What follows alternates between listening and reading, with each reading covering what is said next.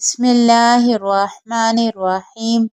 آپ صلی اللہ علیہ وآلہ وسلم نے فرمایا، میرے پاس حضرت جبرائیل علیہ السلام آئے اور کہنے لگے، اے محمد صلی اللہ علیہ وسلم، جب تک چاہو زندہ رہو، بالآخر آپ نے مرنا ہے، جسے چاہیں پسند کر لیں، بالآخر اس سے جدا ہونا ہے، جو چاہو عمل کرو، کیونکہ تمہیں اس کا بدلہ دیا جانا ہے۔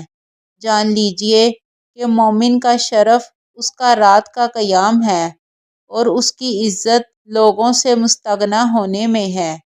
السلسلۃ الصحیحہ، حدیث نمبر 1312۔ حضرت ابو ہریرہ رضی اللہ عنہ سے مروی ہے کہ رسول اللہ صلی اللہ علیہ وآلہ وسلم نے فرمایا، جانتے ہو مفلس کون ہے؟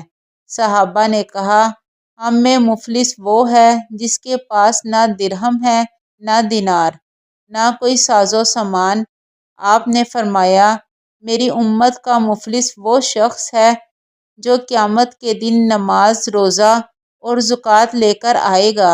ایک شخص آئے گا جسے اس نے گالی دی ہوگی، کسی پر تہمت لگائی ہوگی، کسی کا مال کھایا ہوگا، کسی کا خون بہایا ہوگا، کسی کو مارا ہوگا۔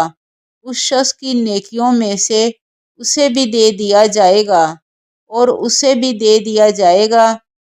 اگر اس کے ذمے لوگوں کے حقوق پورے ہونے سے پہلے اس کی نیکیاں ختم ہو گئیں تو ان کے گناہ اٹھا کر اس شخص پر لاد دیے جائیں گے، پھر اسے آگ میں پھینک دیا جائے گا۔ السلسلۃ الصحیحہ، حدیث نمبر 1313۔